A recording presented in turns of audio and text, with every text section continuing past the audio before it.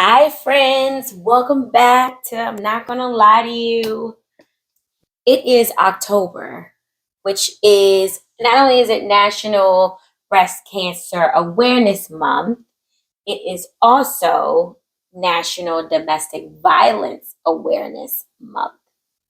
And I've already done a podcast on Abuse 101. So you should probably listen to that before you listen to this one or watch this one.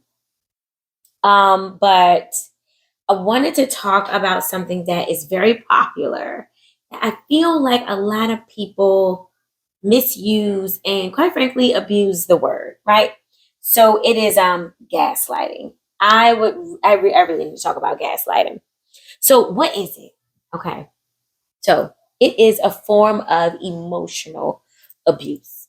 And so that's why I say that people use the word so flippantly. It kind of bothers me because you're literally calling someone an abuser. And if you were to say that to them, they would be offended. But when you say, oh, stop gaslighting me, or you gaslight me, or, like people, that's what you're saying. You're saying, stop abusing me. You're abusing me right now. So I just want y'all to know that and to use it, but use it in a way that is accurate. Okay. So one of the telltale signs is if they make you question reality, right? Or question yourself, where you're like, did I really do that? You know,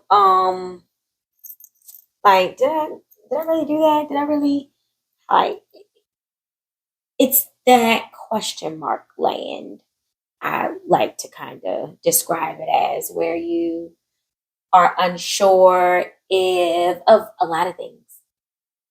You know what your intention is, but they're saying something and accusing you of doing something totally opposite. And so gaslighting is such a successful tool for people that are emotionally abusing others, because it's one of those gray areas where you're like, it's very possible for you to have an intention not to hurt someone, but say something or do something that does hurt them, right? That's very, very realistic, can happen, happens all the time. The problem is people use that possibility and make it and place it into places where it really didn't happen. So there's phases of gaslighting. The first phase is disbelief, right? So they'll say to you, making you believe that it was unintentional, kind of what I just described, right? Your intentions were not to hurt that person's feelings, but you did accidentally. And so they'll point it out and they'll say, oh, I know you really didn't mean to, but this is, how you made me feel that you did this. And then the second phase is defense, right? Is where they are making it so you don't feel certain about what it is, right? And you kind of start questioning yourself, like, well, did I really do that? Was it that bad? And then, you start questioning yourself and taking polls from other people, like, tell me if I'm tripping, you know. Like I said, this is why gaslighting is so hard to define sometimes for most people, because all these things are very possible that they can really happen. So it's such a gray area. And then comes the last phase, which is severe, like uncertainty and you being insecure. So now you're questioning everything about yourself. Now you're like, I don't even know if I should say anything because clearly I'm always hurting somebody's feelings, or I'm always offending somebody, or, despite my intentions, I'm always fucking up, basically. And, they label that as like the depression stage, where you just kind of lose all motivation to even try to figure it out. You just kind of wave the red white flag and just kind of surrender and say, I'm just a fucked up individual. I don't know what to say out of my mouth, so I'm just not going to say nothing at all. That's how gaslighting works, right? So they take you through these three phases. Sometimes those three phases are quick. Sometimes they are slow. Sometimes there are breaks in between. It just depends on who you're dealing with. So common gaslighting phrases, right? And you're gonna hear a lot of these. Like a lot of these you've said, a lot of these have been said to you, a lot of these things I've said. So just because someone says one or two of these things doesn't mean that they're gaslighting you.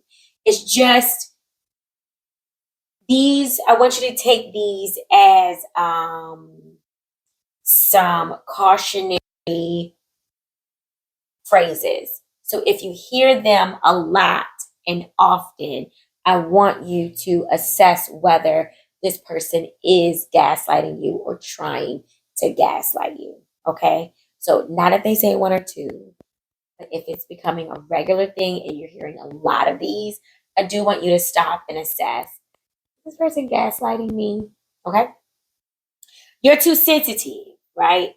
Right? And when people say you're too sensitive, or stop making a big deal out of that. It's not that big of a deal. Or I've never said that. I don't remember saying that. I did not say. I don't know what you're talking about. Trying to make you question your reality, right? Blaming you, right? So it's all your fault. If you wouldn't have did this, this wouldn't have happened. This is all your fault. Not taking any accountability for their behavior. Always your fault or someone else's. They might even go as far as say something like, well, you're broken, so you really don't understand. Or, this is a trauma trigger for you. So, you kind of really, you know, this is your trauma response. So it's okay. You don't count. Or, telling the person telling you you're just jealous or you're just insecure, labeling you basically what they are. We call that projection. When the person is calling you what they really feel. So because people that gaslight, abusers in general, I should say, are very insecure. That's why they're very controlling. That's why nobody likes you. Man, now that's not nice. If you are in a relationship and people are talking to you like this, that's not nice. That's a very negative thing to say. I just don't think that this person might be the one for you, right? You're petty. That's that you're too sensitive. You're making this a big deal, and it really isn't that big of a deal. Calling you petty, like, oh, that's just petty stuff. You need to do better. You can't take a joke, where they try to blame or try to make a prank or a joke. Uh-uh. That's that's them testing you or grooming you, okay, for this behavior to be ongoing. Um, and then, oh, if you really love me, you would do this for me. Or if you really love me, you wouldn't have said that. If you really love me, you wouldn't have made me feel that way. That's them taking that lack of accountability again, right? Trying to put the blame, shift, was it, shift the blame onto you, right? We call that blame shifting. But so what can you do about gaslighting? First of all, if you are in a relationship and this is happening, and so when I say in a relationship, it doesn't have to be your boyfriend or your girlfriend. It could be someone that you're regularly dating or regularly in, or it could be a friend. Doesn't have to be an intimate romantic relationship. It could be a family member. Yes, I know what I'm saying is like, what? Yes, it could be a family member treating you like this. It can be a cousin treating you like this. It can be a parent treating you like this. It could be a sibling treating you like this. It doesn't have to be an intimate relationship for it to be abusive. Okay, I really need that to kind of set in for people. I think I've said this before, and I think it was the Trust podcast that I said this, but you know, titles when it comes to relationships, you gotta kind of separate the title from the actual relationship when you want to assess whether it's a healthy one or not. Because just because they're your mother, just because they're your father, just because they're your sister or brother, just because they're your cousin, just because they're your best friend and they've been your best friend forever, doesn't mean that it's a healthy relationship. just doesn't. And you have to keep assessing. If you're not feeling good in it, you find yourself feeling worse or bad more than good, I just need you to assess it and just figure out, is this what I want? Do I want to keep feeling this way? Do I deserve this? If you have problems with assessing it yourself, please talk to somebody, go to therapy, talk it through, talk it out. And the therapist would definitely be able to tell you and define for you whether it is emotional abuse, aka gaslighting, or any other type of abuse that this verbal, physical, emotional, right? Like sexual, like any of those things, they will help you define it to help you assess it, okay, for yourself. So, form of treatment, assessing it, going to therapy, and what you will learn in therapy are some of these tools, right? So, some defining. So, stand your ground and trust yourself, okay? So, when you realize that somebody is gaslighting you, one of the tools that you will learn, either in therapy or just on your own, is for you to learn to be resilient. Stay in your ground so that you can regain your power and start trusting yourself. Trusting that I know that I'm not wrong in this situation.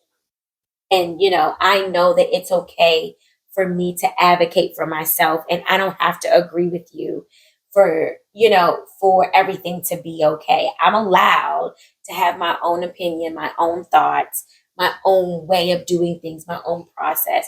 There isn't one right way for everything. Everybody has their way of doing things. Write down to validate your reality. So write it down. So if there's something that happened, write it out. Leave it alone. Come back.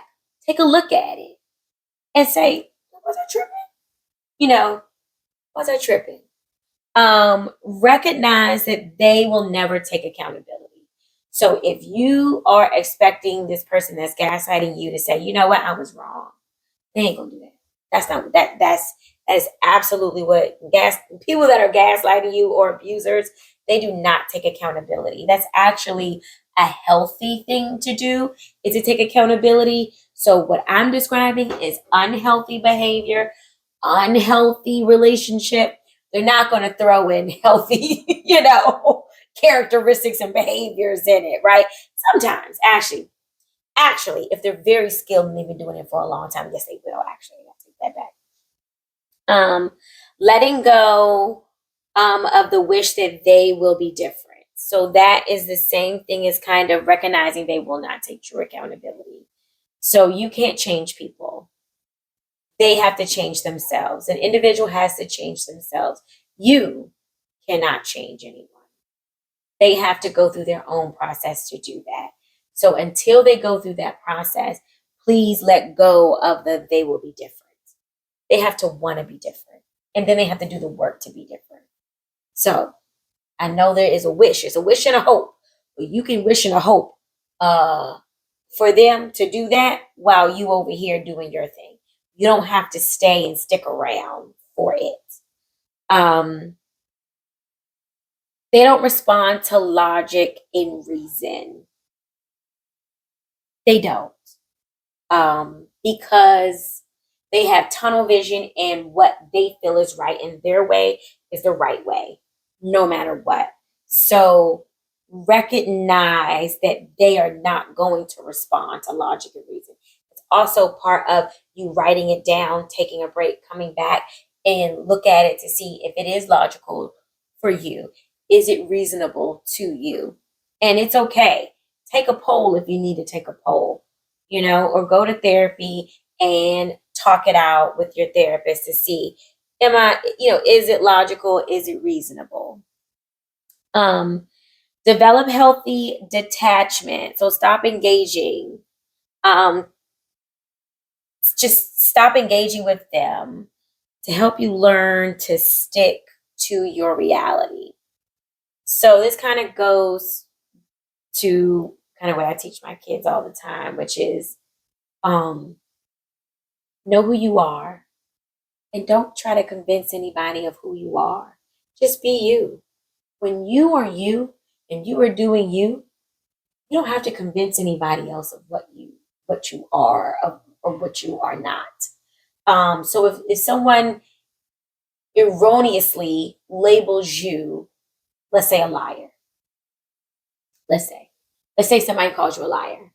You don't have to sit there and prove you not to be a liar. That's not your job. That's their job to figure out whether you're a liar or not.